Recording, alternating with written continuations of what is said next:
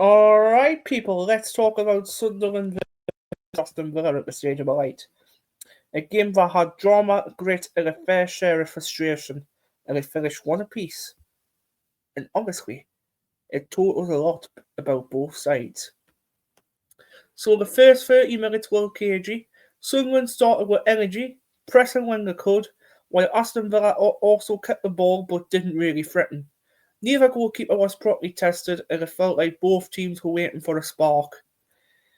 Then basically it came to a turning point in the 33rd minute when Ronaldo Mandava loses his head completely. He tangles with Matty Cash, and then Ronaldo basically lashes out and kicks him. And then the referee shows a straight red card after VAR has a look at it. No complaints on there.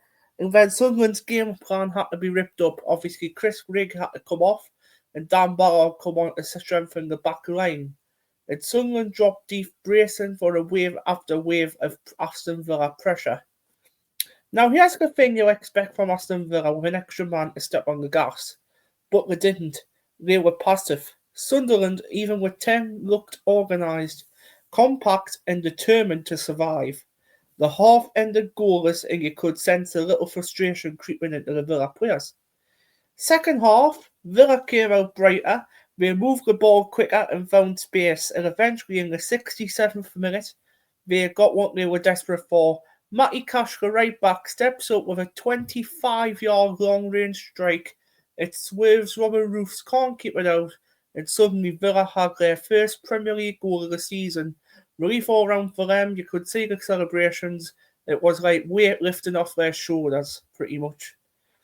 But here's when it gets interesting. Instead of building on it, Villa let Sunderland back in just 8 minutes later. In the 75th minute, Granit Xhaka shows his class yet again with a clever header over the defence while Wilson Isidore latches on, and as cool as you like, and slots it past Emi Martinez. One chance, one goal, 10-man Sunderland back level of 1 each. From then, the momentum swung. Sunderland actually looked more dangerous side, playing with belief and grift. And Villa huffed and puffed, and Ollie Watkins had a half chance, and Harvey Elliott had a half chance as well, but nothing clinical at all. But at the other end, Omar Alderete even rattled the crossbar with a header. Sunderland could have easily stole all 3 points with 10 men. But let's talk about individuals, obviously, for Sunderland. Nordi Makelele, what a man. He's outstanding, disciplined, aggressive, didn't put a foot wrong. Alderete, as I mentioned as well, strong in the air, brilliant. Xhaka as well, as always a leader, an organiser, and the creator of that equaliser, Wilson Isidore, a ruthless one chance, one finish.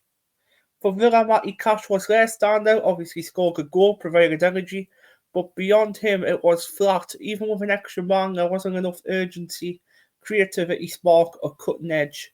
Tactically, this was resilience versus wastefulness.